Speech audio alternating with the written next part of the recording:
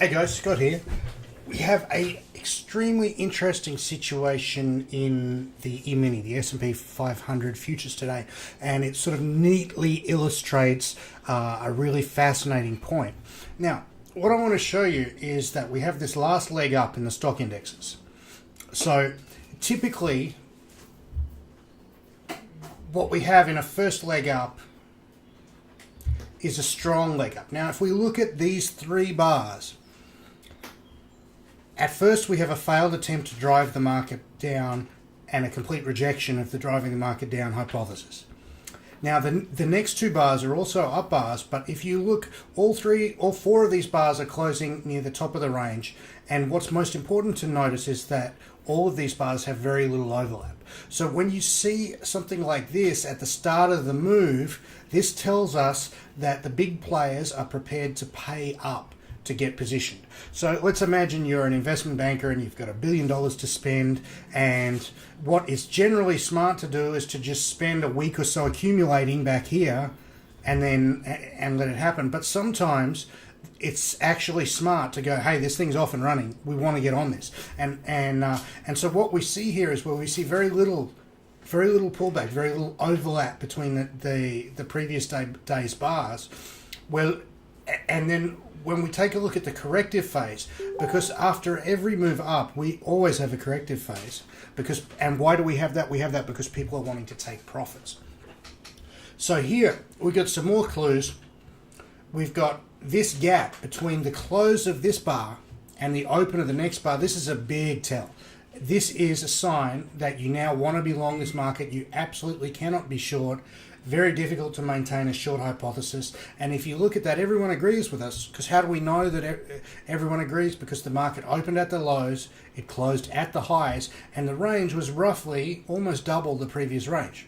So at this point, I can reasonably say the fix is in, and we want to pay attention. Now, if we look at what's happening here, from here up to here, you can see the candles progressively getting smaller and smaller. And there's not just limited pullbacks. There's, up to here, there's no pullbacks. None at all. So what this tells us is that this is decreasing volatility environment.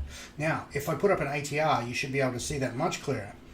So with volatility, when volatility reaches an unsustainable low and then starts rising again, then all of a sudden you want to be alert for counter trend setups.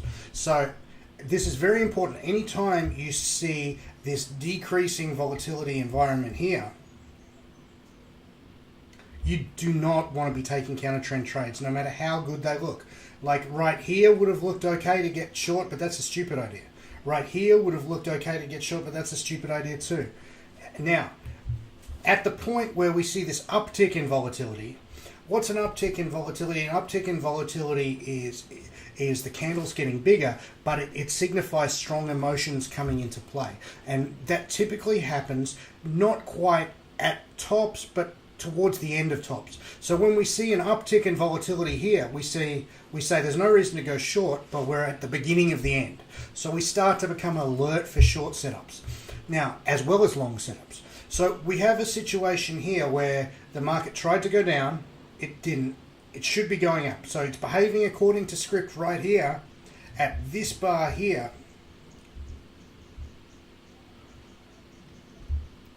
Something is rotten. Something is wrong with this. Something is just not quite right. Now, we got a little bit of mean reversion after this. This is a small hidden retest, which I cover in detail in my price action knowledge base. But we get the little retest after the volatility uptake gave us a nice winning trade for 1R. We continue up, but it's going up, but how is it going up? It's going up in this kind of choppy fashion. It's not going up smooth and steady like it was back here, or strong and powerful like it was here. What we have is choppy and hard fought. Now, if we look at these last three candles, because there's really some solid clues in here. This one, rejection of the bullish hypothesis. It's tried to go up, got to here. It's at all-time highs, If it's at all-time highs and then it closes back below those all-time highs, what's that telling us is that big players are selling at all-time highs, not buying at all-time highs. That's really important. So let's look at that again. When the market goes to make an all-time high and then falls back below that all-time high, that's a rejection. That's a complete rejection of that hypothesis. Now, in these last 3 bars, we have 3 bars of the market going up.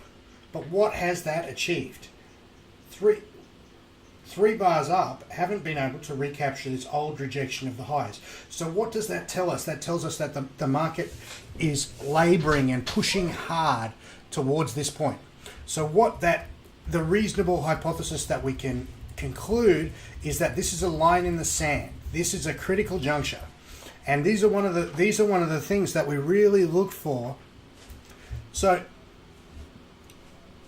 the market is going to decide in the next couple of days. If it breaks these all-time highs and closes above them, we're probably going to get a very fast and violent move to the upside, because after these low volatility environments, volatility typically tends to increase. So we can expect bigger candles even than these candles. So if it breaks high from here, we want to be long. For sure you want to be long. But if it breaks low from here, it's going to break to the downside after a month of upside. No one is expecting it. And one of the things we know about trade psychology is when things happen, bam, by surprise, bam. It's like a punch in the face, and no one knows how to react. So people, get frozen like a deer in the headlights. And if it breaks below the low of this line, it becomes a very good short. And probably only 30% odds of this trade triggering. But if it triggers, it's probably going to make at least. I don't really believe in Fibonacci retracements, but they're a nice way of looking at things. We can expect the minimum mean reversion to be about here, and I ran the numbers on it, and that's about a 3-to-1 odds trade from there to about here, with a stop at the all-time highs.